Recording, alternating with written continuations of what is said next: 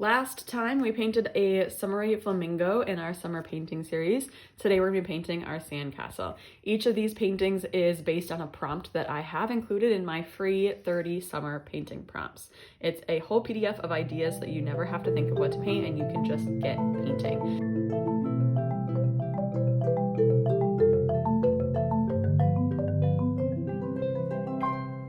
We are doing our sandcastle. So I sketched it out in pencil. It's a very basic kind of 3-section sandcastle. You can get as complicated as you want.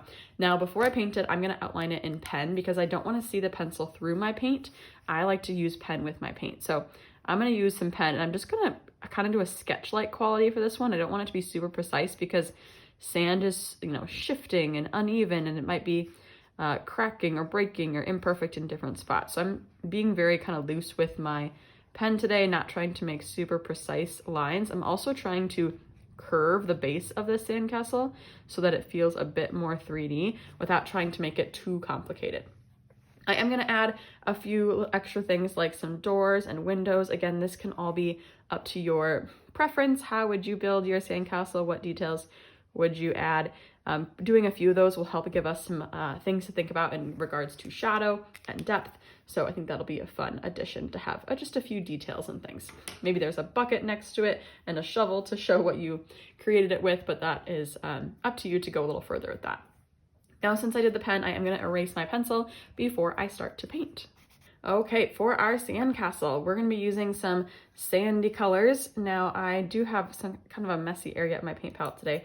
So I'm just going to throw some water on there and zhuzh it around to get it kind of out of my way. But I do like to use muddy colors, so I don't often clean off my paint palette.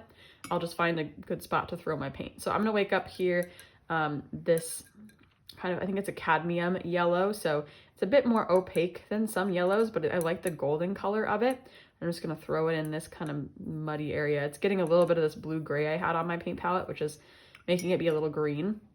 I'm not super worried because I'm going to add some of my burnt umber over here too, just to add a bit of brown tone to my sand. I think that'll help it feel a bit more real and less gold completely, have a bit of a brown hue. It's okay if they don't mix completely together because that'll kind of add to the fun. Now what I'm going to do for my sandcastle today is I'm going to do each section on its own. So I'm going to start with the 2 side sections because they are not touching each other. And by painting an area that's not touching anything else, I can focus on just creating the shadows and the variation in color in one area. I'm using a wet on wet technique, which means I'm getting my paper wet before I add my paint. I'm only putting water where I want the paint to go. Paint will only go where the paper is wet.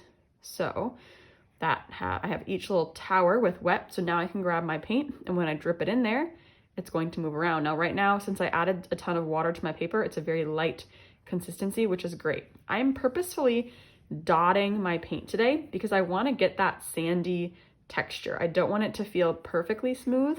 I want there to be some light, some dark, and I'm just letting it kind of dot and dash to create a bit of an uneven texture.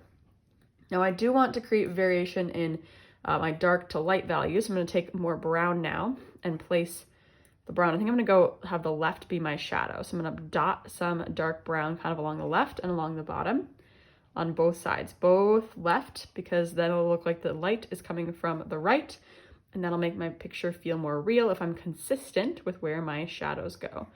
A little dot on each of those little pieces. Later, once it's dry, I will add more shadows into my windows there. Right now, I'm just worried about the general shape. Now, I do need to dry these before I paint my center section, or my shadow from this will bleed into my castle tower on the left. So I'm going to use my heat gun. You could also use a hairdryer.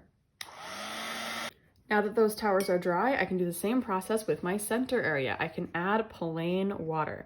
I'm going to try to put it up into each of those bumps at the top, because again, wherever I put water, that's where my paint is going to go. I'm putting my paint right over the doors and windows. I don't care if they get this value because this value is lighter than the value I will be putting there.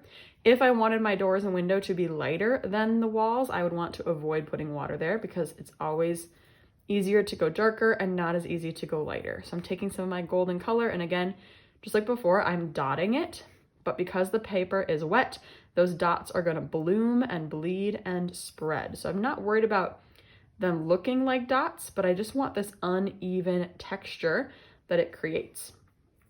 Once I've gotten that mostly everywhere and it's not really changing in value, I'm gonna wake up that burnt umber again and get a little bit of some darker shadow. So I'm gonna drop it along the left side,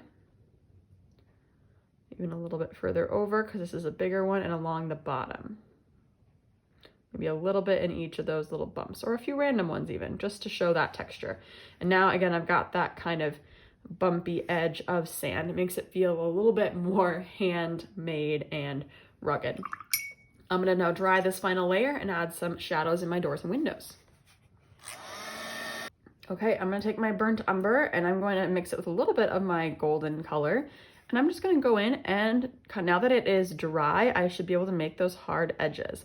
So each window and door, I should be able to fill in with my single paint color. It should not bleed if I dried it all the way. This is where oftentimes new watercolor artists will struggle, is the patience of waiting for things to dry.